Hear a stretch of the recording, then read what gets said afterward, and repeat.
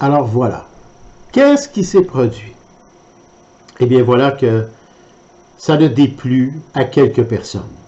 Et ces quelques personnes étaient de bonne foi. Attention, je ne suis pas en train de condamner qui que ce soit. Je pense que toutes ces personnes étaient de bonne foi et ils voulaient marcher selon la loi et selon ce qui est dit, puis tout ça. Puis je pense qu'on était dans la loi de toute façon. On répondait aux critères d'une manière ou d'une autre. C'est juste qu'on n'a pas saisi. Et là, ces gens ont fait appel au diocèse, à notre évêque, et donc ils ont été mouillés par quelques téléphones. Et voilà que la tollée est rendue, la panique s'installe. Et voilà que, bon, ben voilà que je me fais appeler par notre diocèse. Et voilà qu'on me dit, écoute, tu es totalement dans l'erreur, c'est erroné et mensongeux ce que tu as fait, ce que tu as écrit. Bon, alors là, je dois tout changer, parce que là, je ne peux faire ça. Bon, alors, on obéit, on s'en va dans cette obéissance, puis on s'est dit, c'est parfait, on va le faire, on va tout changer ça. Mais là, il fallait faire cela vite, parce qu'on nous avait demandé d'activer et de tout de suite se corriger. Alors, c'est ce qu'on a fait. On a cancellé, annulé toutes les célébrations qu'on avait instaurées pour les personnes qui étaient sans passeport vaccinal et on a gardé les célébrations de ceux qui avaient leur passeport vaccinal. Et voilà qu'on met les heures, on vous envoie une infolettre avec tout le nouveau programme, donc toute une autre organisation, rappel des bénévoles, réinstaller la musique, toutes ces choses-là qui vont avec, là. Et tout ça en même temps, séparant bien ceux qui n'ont pas leur passeport vaccinal et ceux qui l'ont. Bon, en passant, j'ai mon passeport vaccinal. D'accord? Et si j'ai mon passeport vaccinal, c'est que je ne veux pas être empêché d'entrer dans les hôpitaux pour aller porter l'onction des malades. Mais j'ai mon passeport vaccinal. Donc, je ne suis pas en parti pris avec un ou avec l'autre. Je parle de l'Évangile, je parle de Dieu, je parle de l'unité des différences. Alors, nous avons obéi et voilà. Et là, on met tout ça en branle, on rappelle les bénévoles, puis là, on a une permission, en fait, c'était dans les exigences sanitaires. Les bénévoles sans passeport vaccinal pouvaient être en service. Mais dès qu'ils avaient fini leur service, ils devaient quitter. Alors, on s'est dit, bon, c'est parfait, au moins, on va avoir des bénévoles, parce que nous avons dans nos bénévoles des personnes qui n'ont pas leur passeport, puis d'autres qui l'ont. Mais là, la pagaille s'installe. La pagaille s'installe dans ça. Et puis là, les gens disent, ben là, moi, je ne suis pas pour travailler avec cette personne-là qui n'a pas son passeport vaccinal. Puis puis là, ça commence, cette affaire-là. Mais là, j'ai dit, on fait quoi? Et là, des gens aussi étaient, dans nos bénévoles, il y en a qui se disaient, ben, je peux pas être à la porte demander le passeport vaccinal, je me sens pas bien là-dedans, tu sais. Puis, alors que je sais qu'il y en a qui qui pourront pas rentrer, puis c'est Noël, bon. Alors, vous savez, là, nous, la fraternité pastorale, on est à l'intérieur de ça.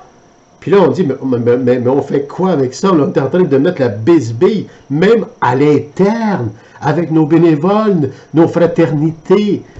Ils ne s'entendaient pas là-dedans, mais ça, c'est quoi? Il n'y a personne de méchant là-dedans. Il n'y a personne qui a voulu ça. C'est qu'on s'est laissé envahir par la peur, les consignes et la loi, et on a oublié l'amour. Dans l'amour, on peut être très prudent. Mais là, on est en train de faire de la discrimination sans même s'en apercevoir parce que tout le monde était de bonne volonté. Et tout le monde paniquait. Alors, à un moment donné, même, en parenthèse encore, nous avons reçu aussi des messages. Des messages dont on ne sait pas trop d'où ils venaient. Et c'était disant qu'il y a des gens qui viendraient manifester pendant les célébrations parce qu'on était comme injuste pour ceux qui n'avaient pas leur passeport vaccinal, puis qu'on ne pouvait pas les faire rentrer. Alors, moi, là, comme pasteur, il n'est pas question, et je ne le ferai jamais, puis je n'ai pas peur de dire le mot jamais, même s'il ne faut pas le dire, une discrimination entre deux choses. L'Église, elle est pour tout le monde. Elle est là pour accueillir ces gens-là, et on peut le faire d'une façon prudente. Bon, ceci dit, quand j'ai vu que c'était comme impossible, parce qu'il y avait même de la chicane à l'interne, alors je me suis dit, ben là, on se rencontre, on se réunit, la fraternité pastorale, puis là, on regarde le tout, puis on dit, mais voyons. Alors moi, je dis simplement à la fraternité, je dis, écoutez, moi, je ne me sens pas capable de célébrer une messe quand je sais qu'on refuse tous les autres. Je me sens pas bien là-dedans. Est-ce que j'ai le droit de ne pas me sentir bien dans ça comme pasteur? Je pense que oui. Maintenant, en disant ça, je dis, vous pouvez, si vous voulez, faire les célébrations, mais moi, je préfère pas. Parce que j'avais peur de ne pas me maîtriser spirituellement et d'avoir des homélies que vous n'auriez peut-être pas aimées. Alors, je me suis dit, écoutez, moi, je suggère, comme Monseigneur le cardinal Lacroix, Monseigneur Cyprien, de fermer.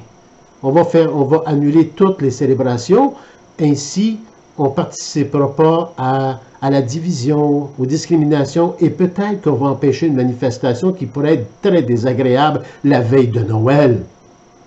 Alors, la fraternité pastorale, unanimement avec moi, on dit oui. On arrête toutes les célébrations. On n'est pas en position de célébrer actuellement. On est en train de faire plus de tort que de bien. Et je pense que tout le monde avait besoin de réfléchir, de prier et de se retrouver dans leur famille, plus dans la paix et la sérénité. Et dans la paix et la sérénité, peu importe où est-ce qu'est notre esprit, qu'est-ce qu'on peut penser de ce qui se passait. Alors, c'est ça qu'on a vécu. Alors, vous voyez, et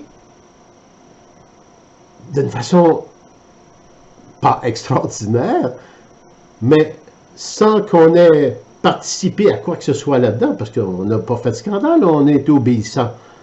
Et voilà que le gouvernement décide, dans un autre communiqué, de fermer tous les lieux de culte. Imaginez.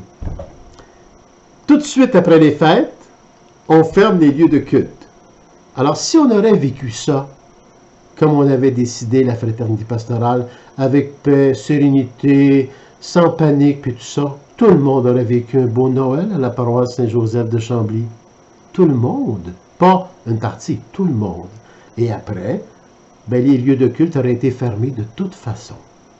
Alors, vous voyez, je pense que c'est nous tous, ensemble, qui se laissent envahir par toutes sortes de panique par rapport à tout ce qui se dit, se fait, se décide et se dédécide, puis se décide, puis se dédécide, puis à un moment donné, on vient comme perdu là-dedans.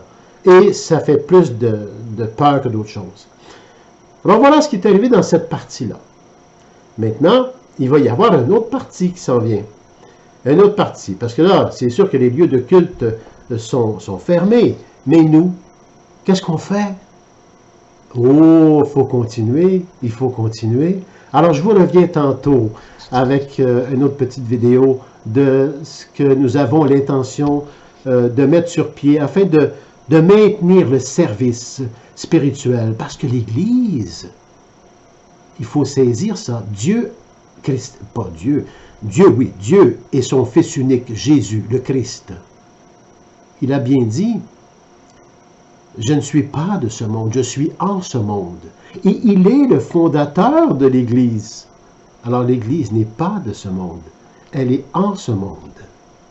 Et l'Église, c'est un hôpital pour soigner les âmes, afin que ces âmes décollent de ce monde pour se retrouver à vivre en ce monde à travers leur fragilité, leurs limites, les circonstances, les situations et les événements de vie. Ah, c'est ça. C'est ça qu'on essaie de faire ici, ensemble. Alors, je m'arrête ici et je vous reviens tantôt avec les suites de ce que nous espérons mettre sur pied, avec la collaboration de tout le monde et avec la situation que nous vivons aujourd'hui, la pandémie. Alors, vous voyez, j'ai peut-être changé un petit peu mon look là, mais inquiétez-vous pas, c'est mon nouveau masque sanitaire et il a été homologué. C'est juste pour rire. Alors, à tantôt.